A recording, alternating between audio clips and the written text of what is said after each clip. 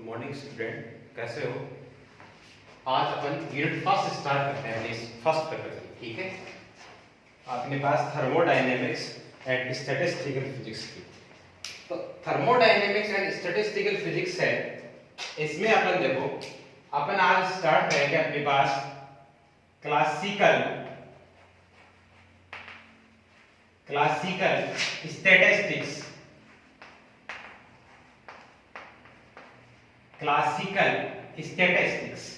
ठीक है, ये जो क्लासिकल स्टैटिस्टिक्स है, ये आपके पास सिलेबस है। उस सिलेबस की आपके पास थर्ड यूनिट है, आपके पास यूनिट थर्ड। अब देखो स्टैटिस्टिक्स। अब देखो पहले अपन इसके बारे में देख लेते हैं कि अपने पास स्टैटिस्टिक्स संख्या की क्या होती है। देखो स्टैटिस्टिक्स, इसका हिंदी में नाम संख्या की, स्टैटिस्टिक्स संख्या की। अब देखो संख्या की क्या होती है कि संख्या की मैकेनिक्स की वो ब्रांच है जो अपन को कोई एक सिस्टम होता है,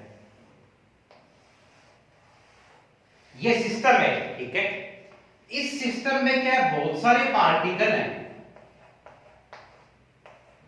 बहुत सारे क्या है, पार्टिकल हैं। ठीक है, अब स्टैटिस्टिक्स अपनी मैकेनिक्स की वो ब्रांच है जो अपन को ये डिफाइन करेगा कि किसी सिस्टम में बहुत सारे पार्टिकल हैं, इन पार्टिकल की सूक्ष्म एवं स्थूल, मतलब माइक्रो एंड मैक्रो स्टेट में आपस में जो रिलेशन करेगा, वो अपन को क्या डिफाइन करेगी, संख्या की डिफाइन करेगी। मतलब अपन को ये संख्या की ये डिफाइन करेगा कि नंबर ऑफ माइक्रो पार्टिकल्स इतने हैं और नंबर ऑफ मैक्रो पार्टिकल्स इसमें इतने हैं। ठीक है, अब देखो अपनी जो संख्या की है, ये संख्या की अपन को ये डिफाइन नहीं कर सकती कि इसमें कितने पार्टिकल थे, कौन से पार्टिकल कौन सी डायरेक्शन में मूव कर रहा है, कितने पार्टिकल मूव कर रहे हैं और कितने पार्टिकल रेस्ट हैं, ये अपन को डिफाइन नहीं करता। ओनली और इतना ही डिफाइन कर पाएगा कि ये स्टैटिस्टिक्स अपने को ये डिफाइन करेगा, मतलब ये एक सिस्टम ये पार्टिकल है, इनकी पॉसिबल ऑफ माइक्रो स्टेट इतनी है और पॉसिबल ऑफ मतलब मोस्ट प्रोबेबल मतलब अधिकतम प्रायिकता, मतलब पॉसिबल माइक्रो स्टेट इतनी है और पॉसिबल मैक्रो स्टेट इतनी है, ये अपन को डिफाइन करता है। अब देखो ये संख्या की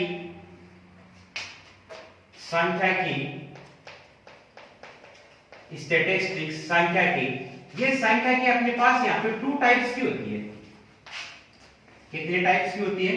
टू टाइप्स की होती है, आप अपने नोट्स में लिख लेना, टू टाइप्स की। एक अपने पास फर्स्ट होती है अपने पास क्लासिकल स्टैटिस्टिक्स, क्लासिकल स्टैटिस्टिक्स मतलब चीज सम्मत संख्या की। और सेकंड होती है अपने पास क्वांटम स्टैटिस्टिक्स,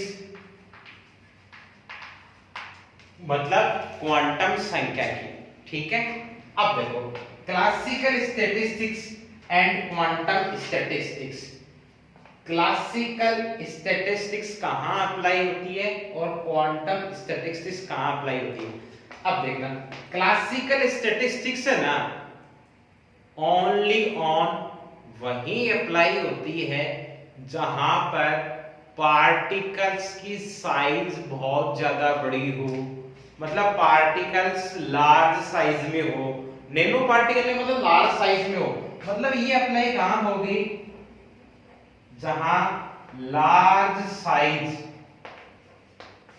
पार्टिकल्स की क्या होगी, जहां लार्ज साइज होगी, वहां आपके पास क्लासिकल स्टैटिस्टिक्स मतलब संख्या की चीज समझ संख्या की है, वहां आपके पास ये अप्लाई वही होगी जहां कणों का आकार क्या होगा, बहुत बड़ा होगा। क्वांटम संख्या की आपके पास क्या होगी, जहां मतलब ये वर्क करना बंद कर देती है, वहां अपने पास क्या हो गई, क्वांटम स्टैटिस्टिक्स स्टार्टिंग हो गई। अब देखो वापस रिपीट करते हैं, क्लासिकल स्टैटिस्टिक्स अपन फर्स्ट टॉपिक डालते हैं, ये तो अपनी यूनिट का नाम हो गया क्लासिकल स्टैटिस्टिक्स। फर्स्ट टॉपिक अपन ये पढ़ेंगे स्टैटिस्टिक्स मतलब सांख्यिकी। तो इसकी डेफिनेशन आप अपनी नोटबुक में लिखेंगे कि सांख्यिकी यांत्रिकी की वह शाखा है जिसमें अपन को ये पता चलता है किसी भी सिस्टम की अधिकतम मैक्रो और माइक्रो मतलब सूक्ष्म व स्थूल अवस्थाओं की संख्या कितनी है। सांख्यिकी अगला पॉइंट लगा के इसे लिख लेना। फर्स्ट पॉइंट तो ये हो गया सूक्ष्म स्थूल अवस्था। दूसरा, सांख्यिकी अपन को ये बताता है कि किसी भी सिस्टम में नंबर ऑफ पार्टिकल्स कितने हैं और इन पार्टिकल्स का बिहेवियर कैसा है। ठीक है, फिर अगला थर्ड पॉइंट लगा के आप लिखोगे कि सांख्यिकी स्टैटिस्टिक्स टू टाइप्स की होती है। First classical statistics, second quantum statistics. ठीक है, क्लासिकल स्टैटिस्टिक्स जहां वही अप्लाई होती है जहां कणों का आकार मतलब लार्ज साइज, कणों का आकार बहुत बड़ा हो, और क्वांटम स्टैटिस्टिक्स जहां आपके पास कणों का आकार क्या होगा, छोटा होगा, वहां पे आपके पास ये अप्लाई होगी। ये तो बात हो गई अपने पास इसकी। ठीक है, सांख्यिकी क्या होती है, सांख्यिकी कितने प्रकार की होती है और ये कहां कहां अप्लाई होती है, ये तो बात ये हो गई। अब अपना इसी के अंदर अगला टॉपिक आएगा वैलिडिटी ऑफ क्लासिकल अप्रोक्सीमेशन मतलब चीज सम्मत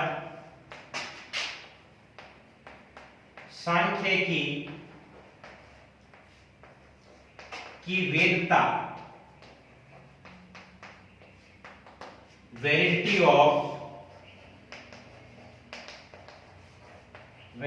ऑफ क्लासिकल स्टैटिस्टिक्स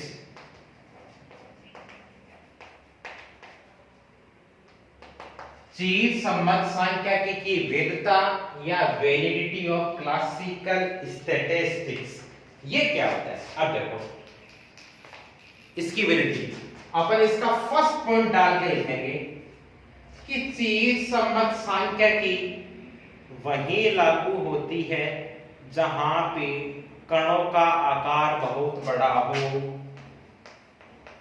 कणों का आकार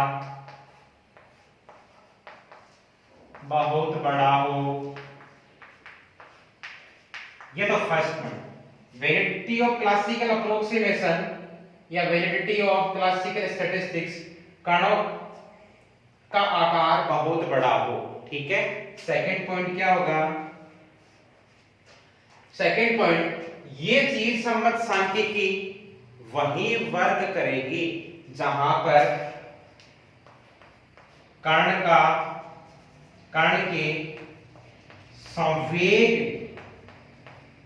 और स्थिति में अनिश्चितता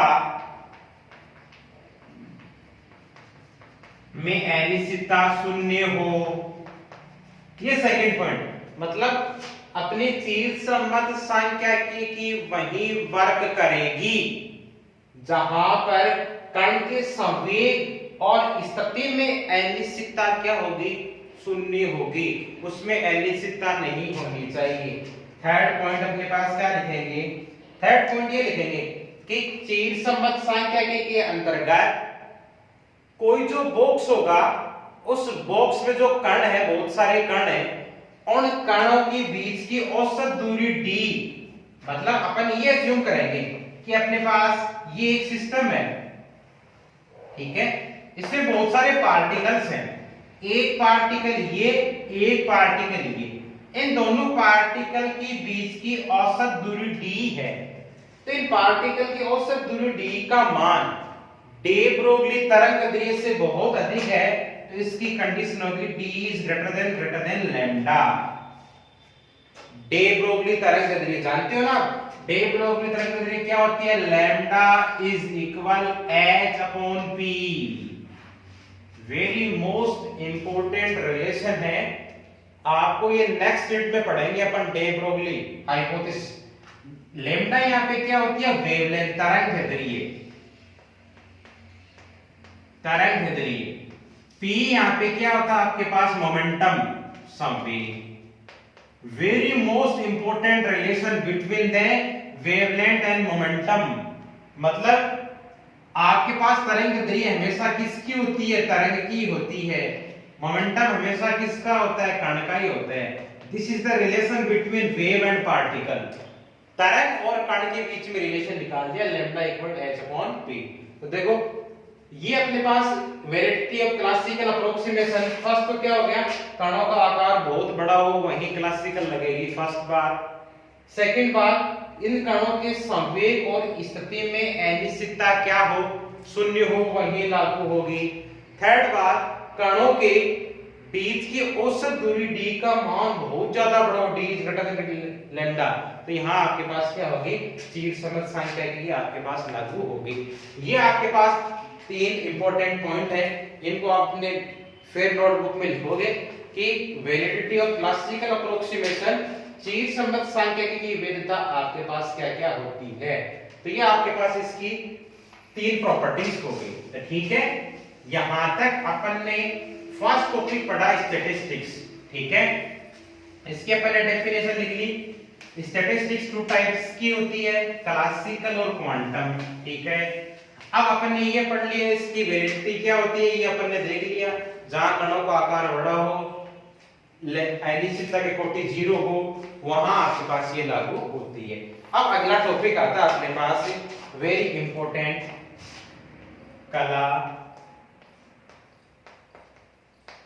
निर्देशाकाश। कला निर्देशाकाश इंपॉर्टेंट टॉपिक, डेफिनेशन। और इसको अपन बोलते हैं फेज स्पेस। क्या बोलते हैं, फेज स्पेस, या अपन इसको ये भी बोलते हैं म्यू स्पेस भी। क्या बोलते हैं, म्यू स्पेस भी। अब फेज स्पेस क्या होता है, म्यू स्पेस क्या होता है, कला निर्देशाकाश क्या होता है। अब देखो अपन ने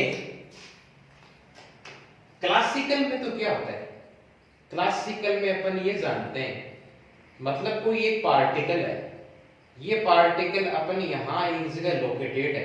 ठीक है, अब ये पार्टिकल किसी एक फिक्स डायरेक्शन में मूव कर रहा है, एक फिक्स डायरेक्शन में मूव कर रहा है, तो इसको अपन डिफाइन करने के लिए अपने एक फ्रेम की आवश्यकता होती है। अब उस फ्रेम को अपन ने कार्टेशियन कोऑर्डिनेट सिस्टम में लिया था ना, और इसके कोऑर्डिनेट होते हैं x, y और z। कोई पार्टिकल है यहां,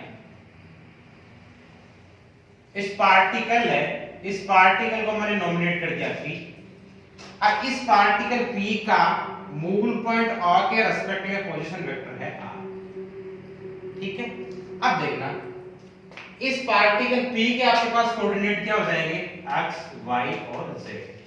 ठीक है, अब देखो अपन ने ये देख रखा है कि इन कोऑर्डिनेट x, y, z का टाइम के रेस्पेक्ट में यदि किसी भी एक कोऑर्डिनेट की वैल्यू चेंज होती है टाइम के रेस्पेक्ट में, मतलब x की वैल्यू चेंज हो गई, y, z कांस्टेंट है, तो मैं अपन ये बोल सकते हैं कि ये पार्टिकल जो p है ना, ये मूविंग कंडीशन में यदि x चेंज हुआ मतलब x डायरेक्शन में मूव कर रहा है, यदि y में चेंज हुआ मतलब पार्टिकल y डायरेक्शन में मूव कर रहा है, और यदि z में चेंज हुआ मतलब पार्टिकल z डायरेक्शन में मूव कर रहा है।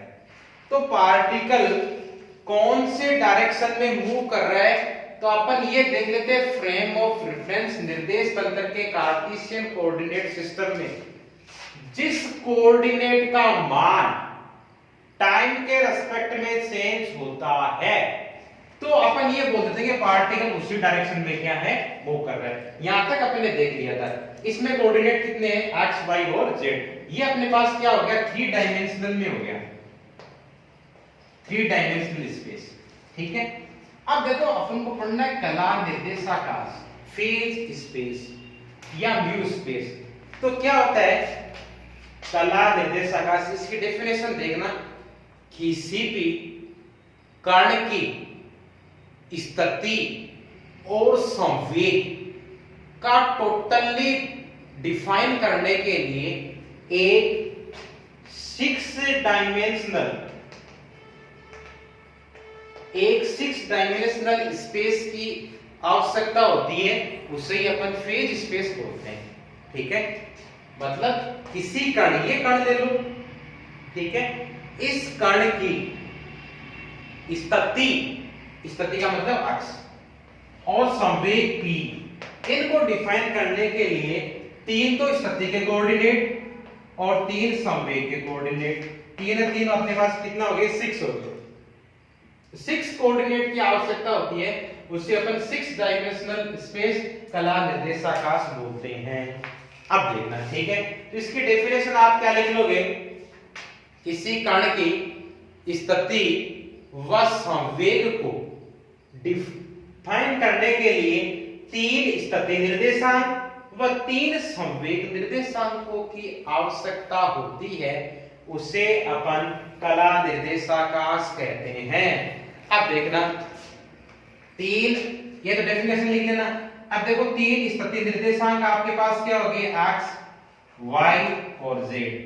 3 संवेग निर्देशांक क्या होंगे, px, py और pz।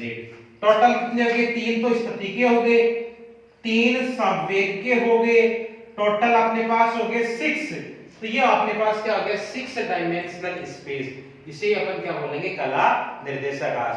इसका टोटल वॉल्यूम एलिमेंट कितना आ जाएगा आपके पास, देखना कि d2 is equal dx dy dz dpx dpy dpz volume element. तो देखना, अब अपन ये जानते हैं according to uncertainty principle, Heisenberg के अनिश्चितता सिद्धांत से, तो हाइजेनबर्ग के अनिश्चितता सिद्धांत से आपके पास क्या होता है, स्थिति व संवेग दोनों का मल्टीप्लाई h क्रॉस के इक्वल होता है आपके पास। तो ये आपके पास अनिश्चितता सिद्धांत से dx dpx is approximate equal h, ठीक है। Similarly dy dpy is approximate equal h और dz और dpz is approximate equal h। आप यहां कंफ्यूजन मत होना कि सर हमने हाइजेनबर्ग का अनिश्चितता सिद्धांत से dx dpx is greater than equal h cross bye 2 पढ़ा था। h और h क्रॉस बाय 2 ये दोनों आपके पास क्या है, एक ये h और h क्रॉस होता है क्या आपके पास, एक कांस्टेंट वेरिएबल है। तो h की जो वैल्यू है वो h क्रॉस ओनली चेंज किस में होगा, मैथमेटिकल वैल्यू में चेंज होगा। तो dx dpx is approximate equal h, dy dpy is approximate equal h और dz dpz is approximate equal h।